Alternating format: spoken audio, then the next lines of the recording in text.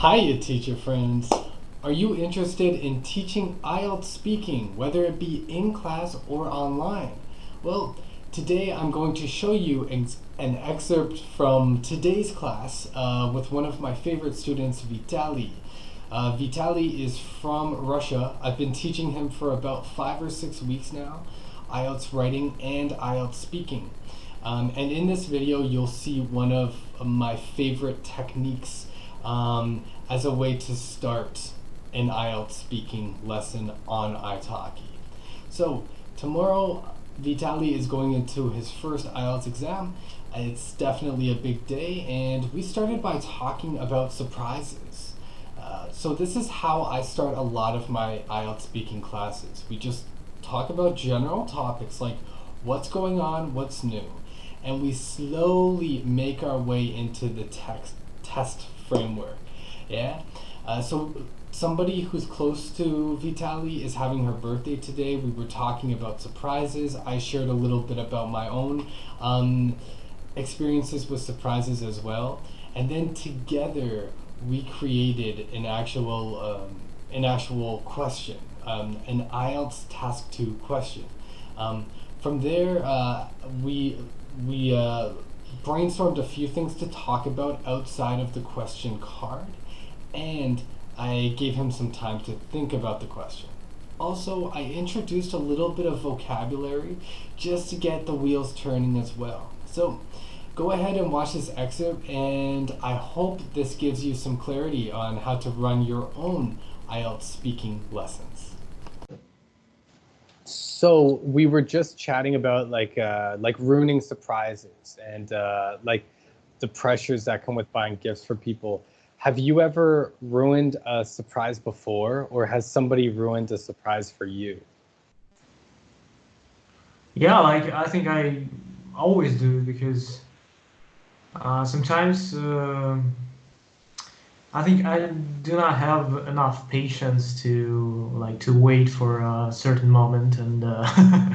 it's really hard sometimes. Yeah. Mostly, I'm just um, I have a lack of ideas what to present or how to make it more exciting. Yeah. Yeah, so you have like not enough patience, maybe a lack of discipline, a lack of restraint, right? Yeah, We could yeah, say yeah. restraint as well. Yeah, for me, I wanted to go home and surprise my mom when I came back to Canada, which would be a big deal because I haven't been back there for a year and a half. But I told my sister, and as we say, the cat was out of the bag. When the cat is out of the bag, that means like a secret comes out. So the cat was out of the bag. Um, and my sister told me she wouldn't tell my mom, but I know my sister has a loud mouth. So I knew she has no restraint. So I knew she would tell her. So I just told my mom. I gave in and I told my mom after like 4 months of keeping it quiet. Yeah, definitely. So I'm definitely not the person to tell your secrets. Okay, cool. So let's talk about these two topics for part two. We'll start off with part two like usual. Um, let's start off by talking about surprises. Okay, so tell me about a time when you were surprised. Cool. So tell me maybe who or what, because it could be an animal, what surprised you? Um, was it a good or bad surprise? Um, Maybe you could talk about surprises in general. Like, do you like surprises? Um, and like, why do people surprise each other? Oops, each other. Yeah, so those are some things to talk about. Like, obviously, you could talk about different ways that people surprise each other as well. Popular gifts, you could talk about surprise parties maybe as well. All right. I'll give you 1 minute to think and then 2 minutes to speak. Okay.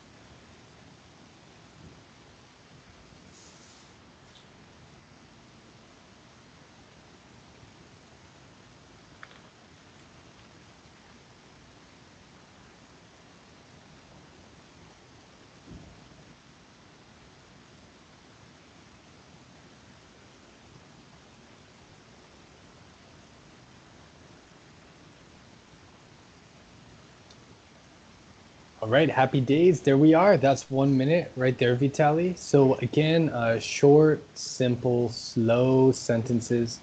You could feel free to use the expressions from yesterday if you need as well. All Yeah. right, I'm going to start your time right now. Well, off the top of my head, I could remember one situation from my life. It was the moment when my sister told me that she was pregnant, and it was really exciting because I have great relationships with my sister, and it was amazing. I've always wanted to feel how to be an uncle.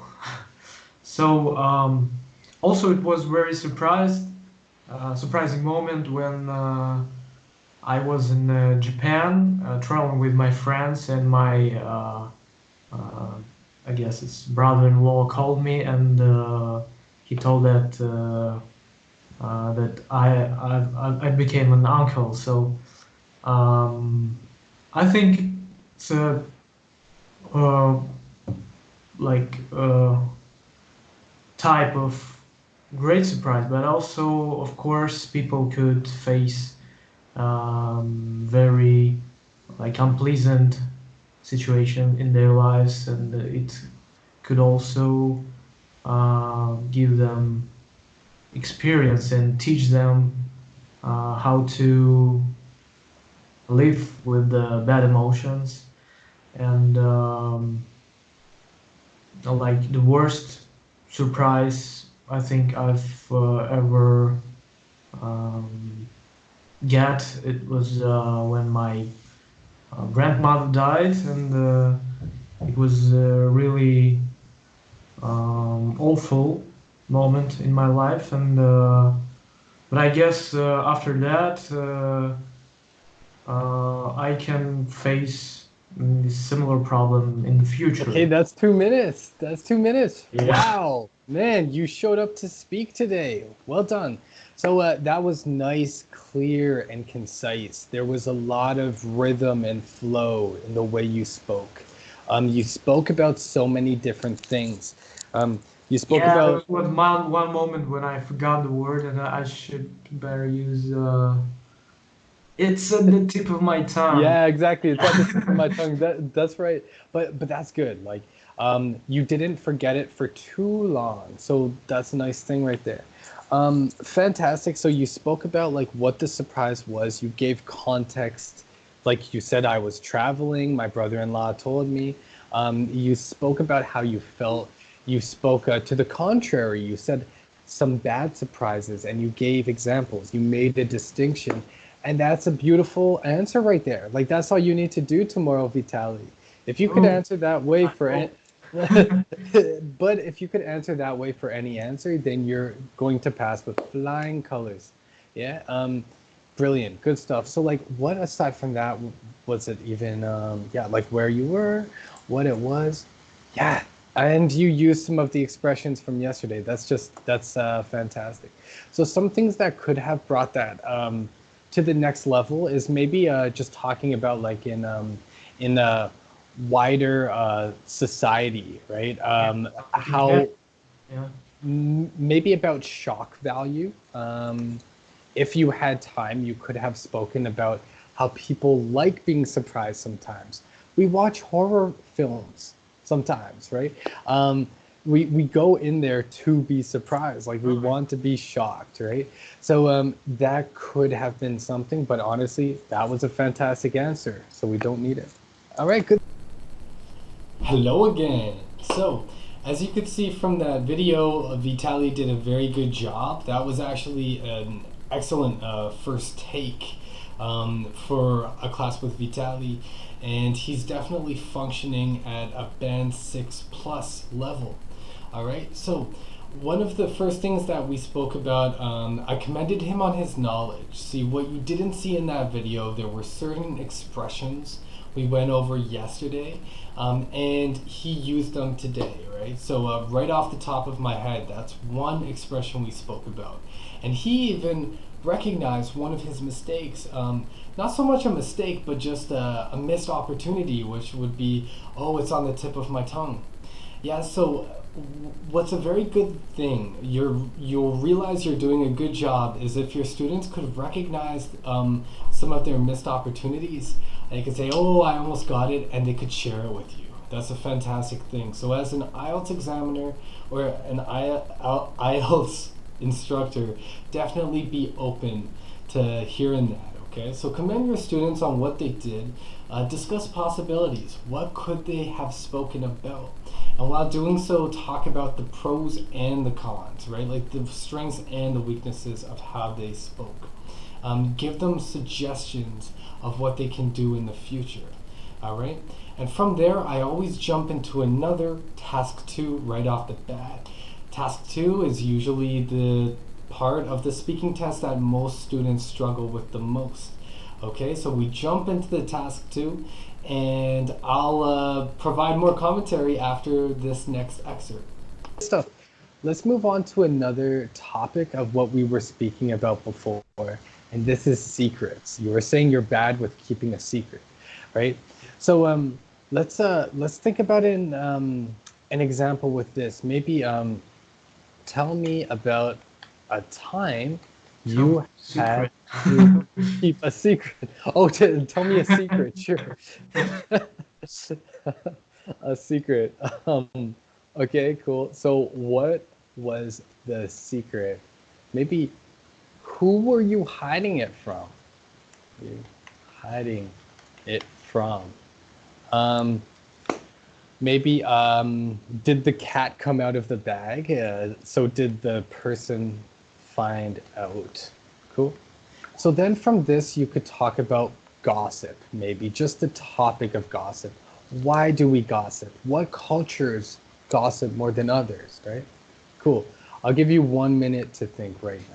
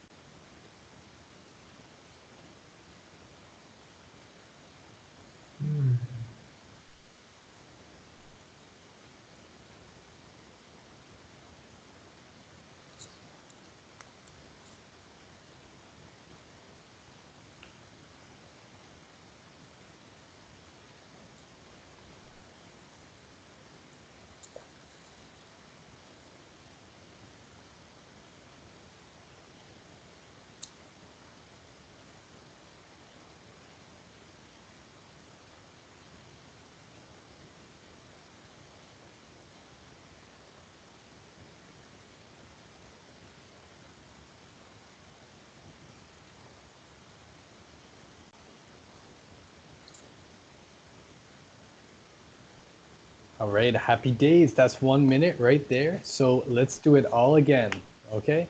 I'm starting your time right now. Well, I think the first thing that comes to mind is a really strange situation from my life when I have found out that girlfriend of my friend was trying to cheating on him with my another friend. So it was really like embarrassing because I didn't know what to do, and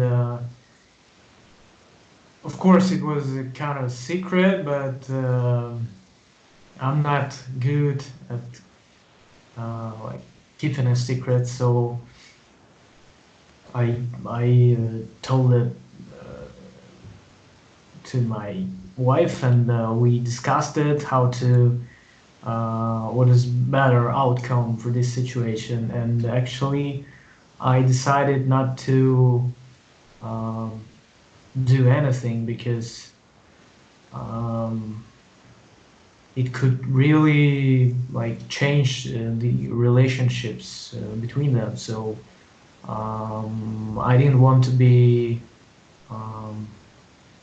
like a destroyer of relationships, and I don't know if it's a good idea, but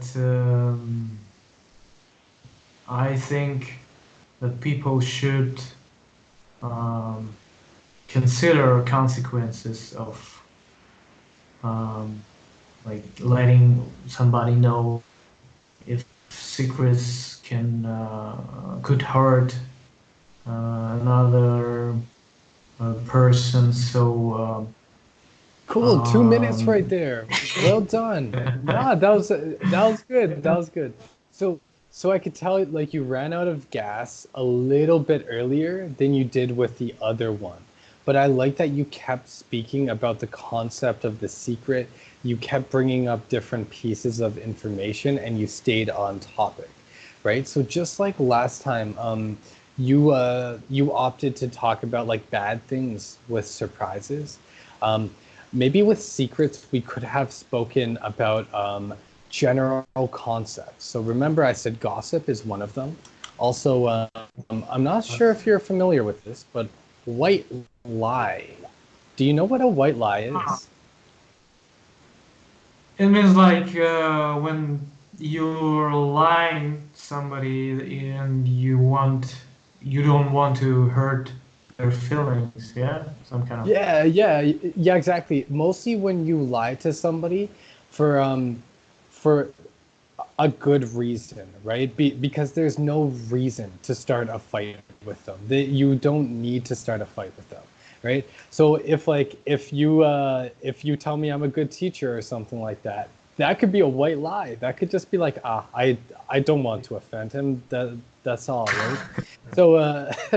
So so these are examples of white lies. Like maybe you could have spoken about that for 20 or 30 seconds. But I like that you spoke about this topic, this issue, because like it's a very dramatic issue, and you had a lot to speak about it. Remember how we said, like I told you before, it's good to find an area in the topic that you have a lot to speak about.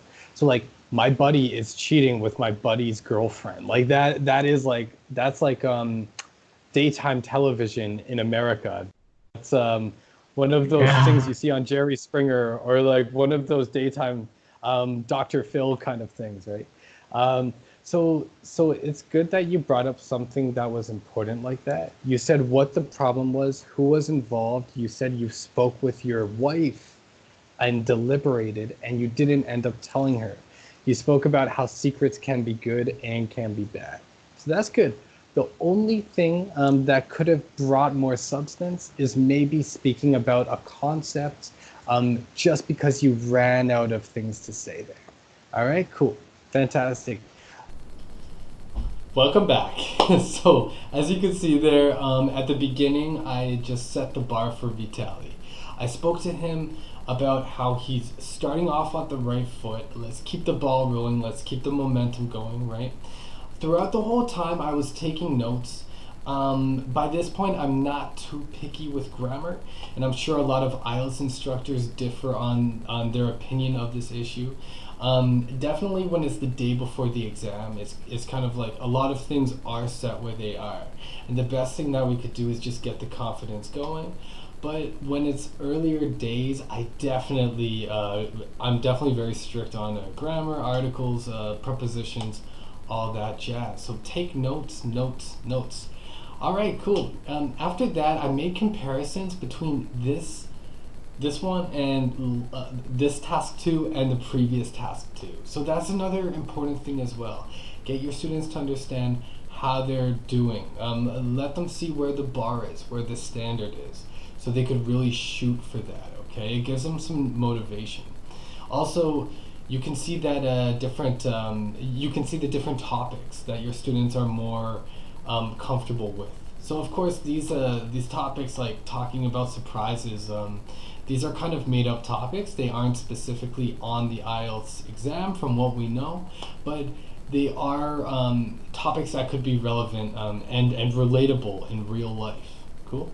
Again, I introduced more concepts, right? So the concept of a white lie, and I gave examples as well, right? So remember, when you are demonstrating or when you are critiquing your student, demonstrate to them the way you would like for them to demonstrate to you, right? So just like if I asked Vitaly, what does patience mean to you, or what does a surprise mean to you, right? I try to explain what a white lie means to me, right?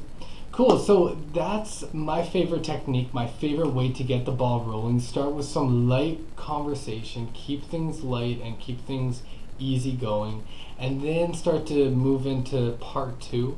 Go back to some conversation, give some constructive criticism, and then do it all again. After this, that's when I go more in depth into the lesson, but it's a good way to start your first 10 or 15 minutes. All right, and I'll give you more tips on how I conduct other parts of the IELTS speaking lessons in further videos. So if you'd like to see those, then hit the subscribe button, give us a thumbs up, and leave a comment if you have any suggestions on how best to conduct these classes. Or if you just want to congratulate and wish Vitaly luck, I could pass it on to him. So leave that down in the comments below. All right, I'm Ryan. Keep smiling.